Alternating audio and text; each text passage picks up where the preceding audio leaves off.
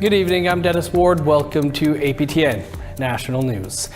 Today marks the 80th anniversary of D-Day and the launching of the Battle of Normandy.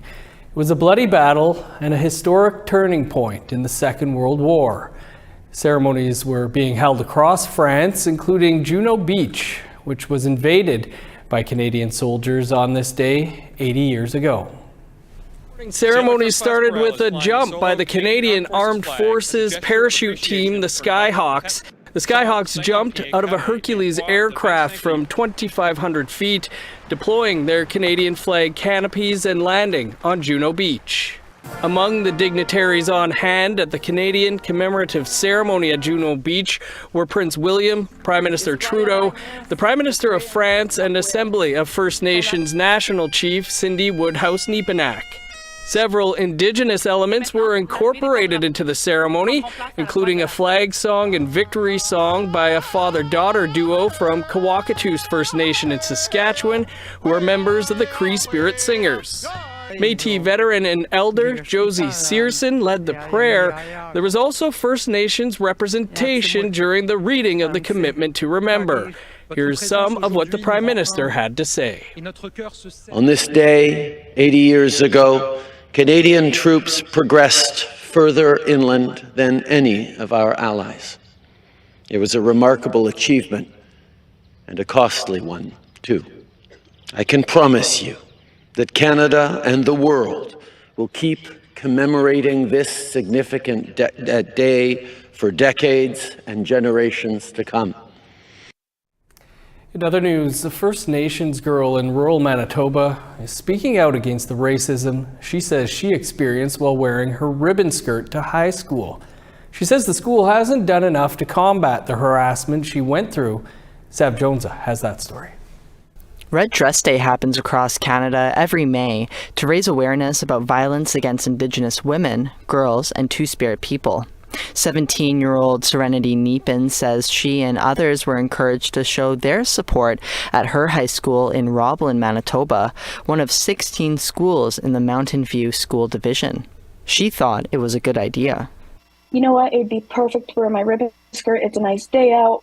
I'm going to support this. Nepen picked up a friend on the way to school, but when she arrived, I got out of my truck and I made eye contact with this one boy. And he yells towards me, Indian, and does a mocking Indian call at me. And that hurt very much. She says this fellow student and his friend laughed at her, but despite this, she held her head high and walked into school. In class, Nepen says he called her an Indian again, but quietly so the teacher couldn't hear. That's when I was like, no, I had enough. I can't. So I went to talk to my friend and I said, I am uncomfortable. I feel humiliated and I want to go home and change. And that's when she decided, no, we're not letting this slide. We're going to the principal. And that's what we did. Nepen says the principal seemed caring and told her he would make things right. He brought the boy and his friend to his office and asked if they called her an Indian. They said no. After days of back and forth between the principal, Nepen, and her mom, the principal concludes it's a he said, she said issue, and nothing more can be done. But for Nepen, the story isn't over. Grand Chief of the Southern Chiefs Organization, Jerry Daniels, says he stands with Nepen. They go to school to get education. They don't go to school to be traumatized and treated differently from everyone else. He has a few ideas on how the situation could be handled. The messaging coming from the leadership over there can't be, well, it's he said, she said. It has to be, racism will not be tolerated. We have a zero tolerance policy when it comes to racism, and here's the reason, here are the things we're going to do to change it. Grand Chief Daniels says students like Serenity Nepen need backup. We would like to see, a First Nations liaison who's in the school. I think that there needs to be a closer partnership with the First Nations in that region to have our own board members as trustees.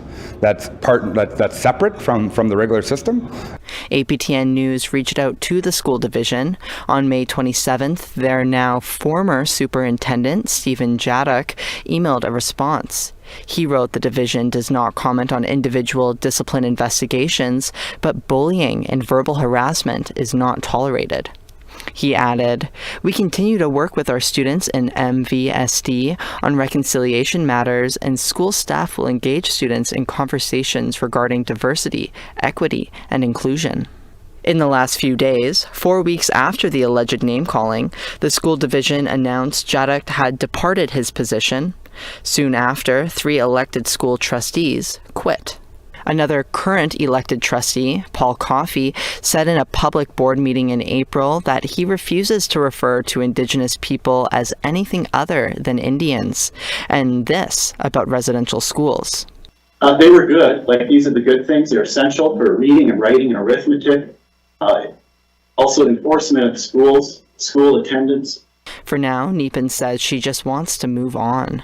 I have not gotten an apology from the boys. I have not gotten an apology from the school. As a matter of fact, that principal won't even look at me now. She says she's kind of scared to go back next year, the year she graduates. In my mind, it's like, well, what if this happens next year again? And is it going to be worse, or is it going to be better because now hopefully we're going to take steps forward? It makes me nervous. Meanwhile, Manitoba's Education Minister, Nello Altamar, says he's ordered what he calls a governance review into the Mountain View School Division. Sav Jonza, APTN National News, Winnipeg.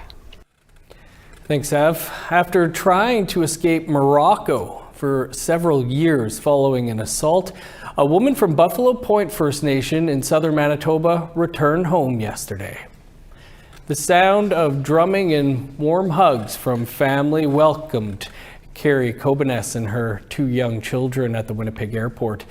In July 2021, Kobaness told APTN she was brutally assaulted and broke while living in Casablanca. She launched a GoFundMe page after trying to get help from the Canadian Embassy, the Assembly of First Nations, and Buffalo Point First Nation.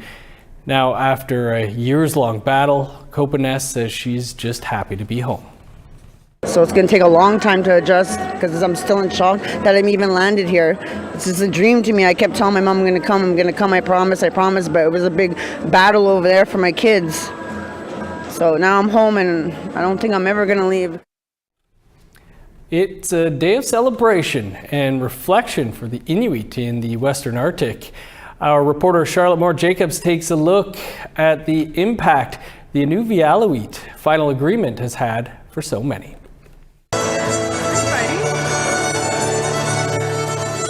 It's been 40 years since the Inuvialuit final agreement was signed. Around 200 beneficiaries and their well-wishers are here in Yellowknife, celebrating the first comprehensive land claim agreement north of 60 and the second of its kind in Canada. Maya Semler from Inuvik is here with her son Mazen. Being Inuvialuit is being strong and resilient. I'm very proud to be Inuvialuit. My whole family, my whole family is Inuvialuit, and I love my culture. I love everything about it. Of course, cuisine like muktuk is on the menu. I'd like to bring him home a lot more so that he can grow up with our culture. It's dying off slowly, so I would like him to grow up with the elders so he can pick up as much of the language. My grandma, she speaks fluently in her language. Maya's mother, Lisa Semler, is an NWT cabinet minister and MLA. She won't miss it. When this all started, my grandmother was a negotiator, and so all I remember is these adults in a room and meetings after meetings after meetings, listening to some of the past elders, some of them who passed on. It was just making sure, like I said, that they have say over their lands, that they have secured the Inuvialuit region for their future generations. The agreement signed on June 5, 1984 includes managerial control over the area's economy and environment, an important step towards full self-governance. This is thanks to the establishment of the Inuvialuit Regional Corporation, a DevCorp now worth $1.25 billion. The corporation is said to support Inuvialuit self-reliance by allowing them to participate fully in the Canadian economy. The IFA designates over 90,000 square kilometers as the Inuvialuit settlement region and includes close to 13,000 square kilometers of subsurface ownership. There are 6 main communities in the region: Inuvik, Tuktaktuk, Aklavik, Uluaktuk, Sax Harbor, and Polituk. Eileen and Albert Rubin are from Polituk. In my time, we never really ever had a voice until our final agreement was negotiated. And now we are involved in pretty much all aspects of our Byron Kodakak says the IFA has allowed Inuvialuit to keep living the way they always have. Being out on the land when you're hunting, it's just knowing that you're able to bring food home to the family, and it's just, you can't beat it. Like, there's no way you can just go to a grocery store, grab some food and go back, right? It's not like back home where you can just go out on the land and get most healthiest food. 40th anniversary celebrations are also taking place in Whitehorse, Edmonton, and Inuvik. Charlotte Moore-Jacobs, APTN National News, Yellowknife. Congrats to the Inuvialuit. Our Truth and Politics panel is here to discuss a lawsuit filed by the Grassy Narrows First Nation over mercury contamination. That and more coming up after the break.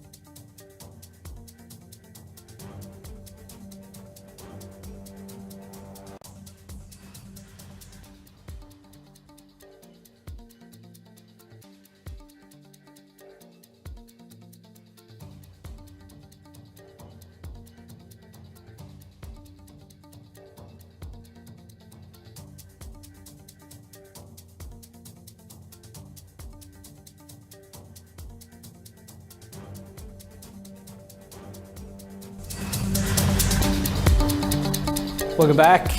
As we told you earlier in the week, the Grassy Narrows First Nation in northwestern Ontario is suing the federal government and province of Ontario over decades of mercury contamination in the English Wabigoon River system.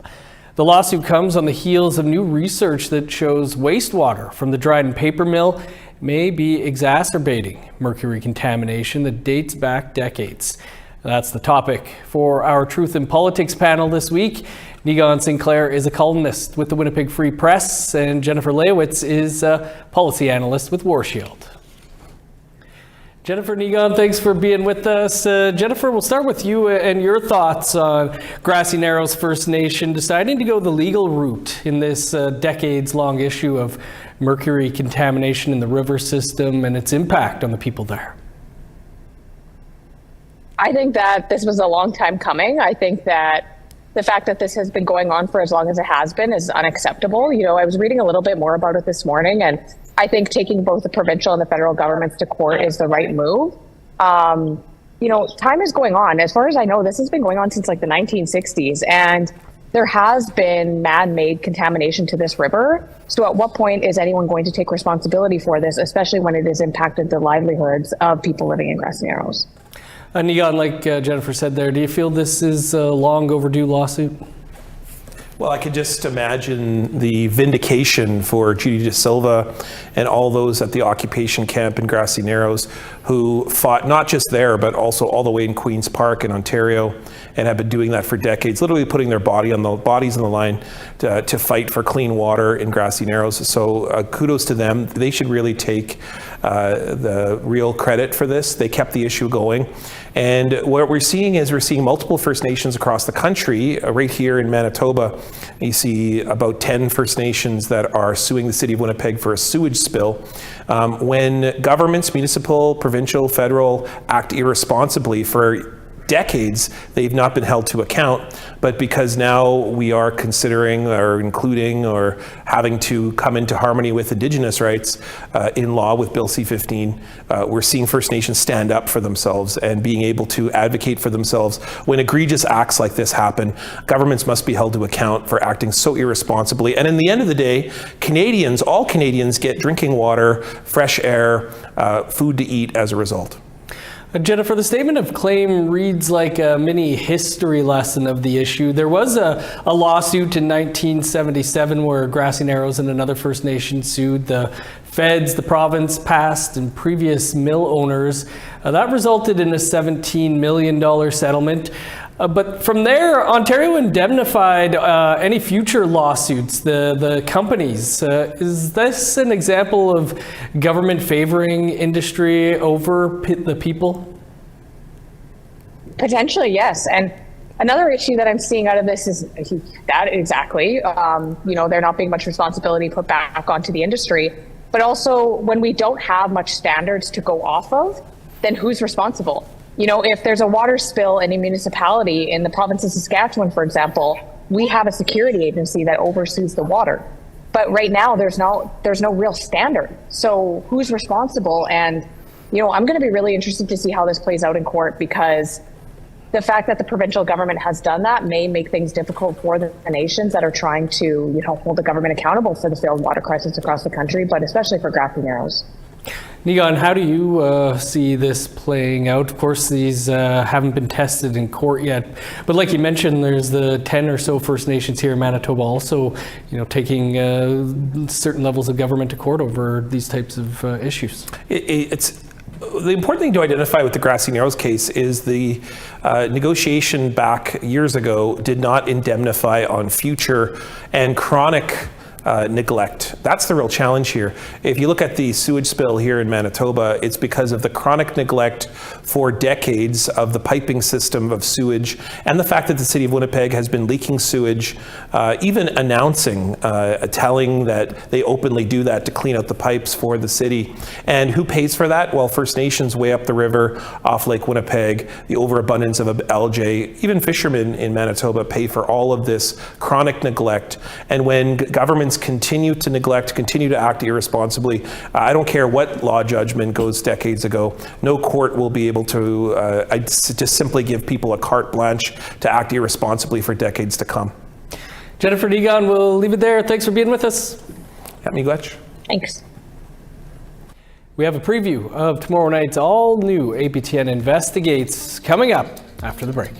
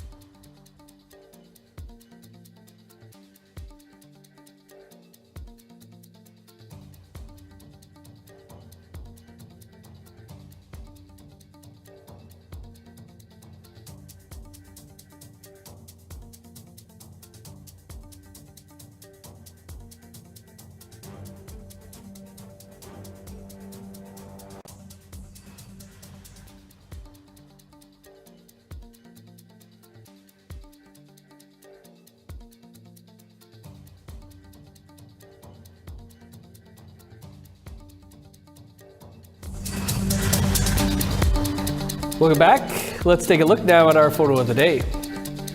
And it's harvest time if you grow Haskap berries. This photo was taken by David Bowers and sent to us by Métis Mike. Here a farmer shares some berries with their adorable helper, Chrissy. Thanks for that photo. You can send us your photos to share@aptn.ca for your chance to be our next photo of the day. Now let's look at tomorrow's weather forecast. Starting on the East Coast, 25 and cloudy in Fredericton, showers and 22 for Halifax. 15 with rain in Kuujjuaq, 7 and cloudy in Nain. 22 with showers in Montreal, rain and 20 for Val-d'Or. 13 with rain in Sault Ste. Marie, 17 in showers for North Bay.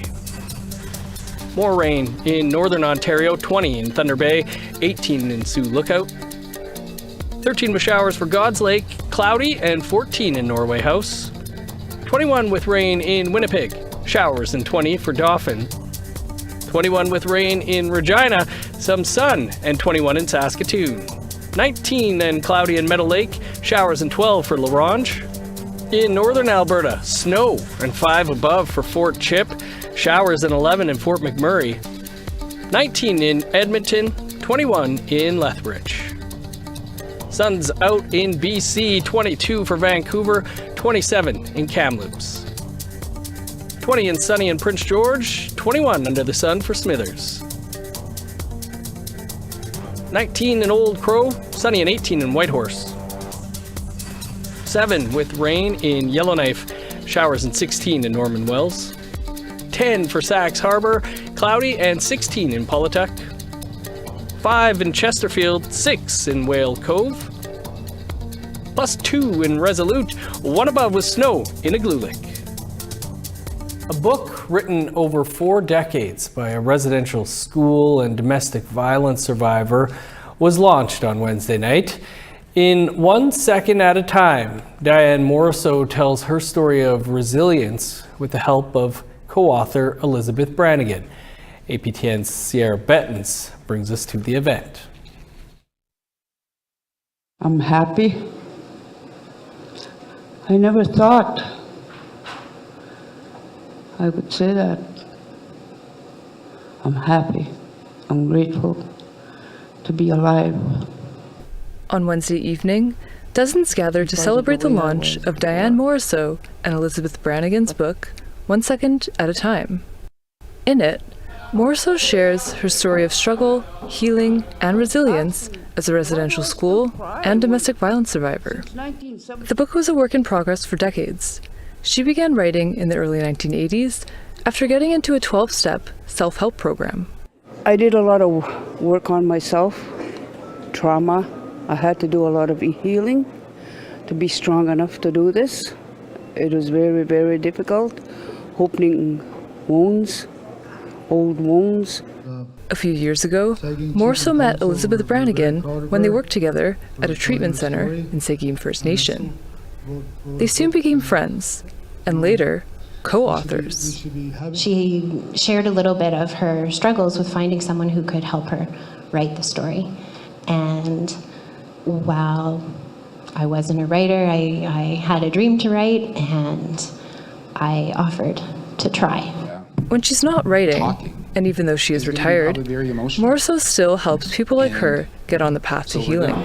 By sharing her story with the world, she hopes her words will help victims of violence know they are not alone and that a better future exists. I know this was meant to happen, and I always hope, even after I'm gone, it will help someone. That's my dream.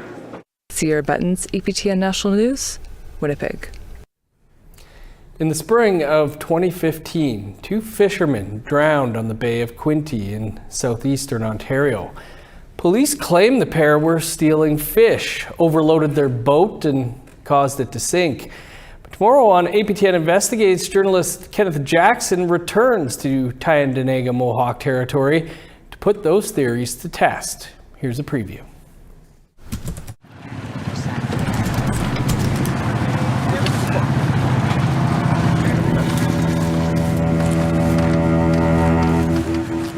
I thought it was in between those two trees right there. We'll put it down. I think they said it was right here and between these trees.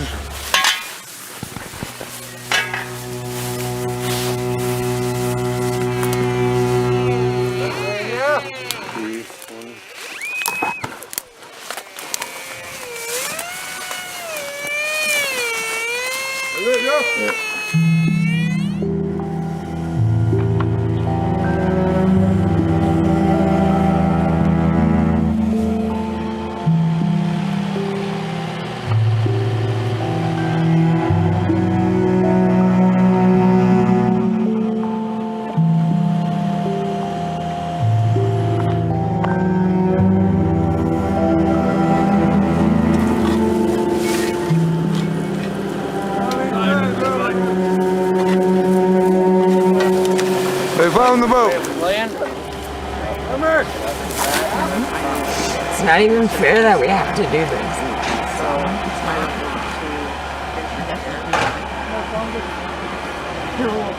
And it should have been done a long time ago. Exactly. Not us. It's going to be a powerful episode. You can catch APTN Investigates Secrets of the Bay Chapter 3 tomorrow night, immediately following the APTN National News. That is all the time we have for your APTN National News for this Thursday.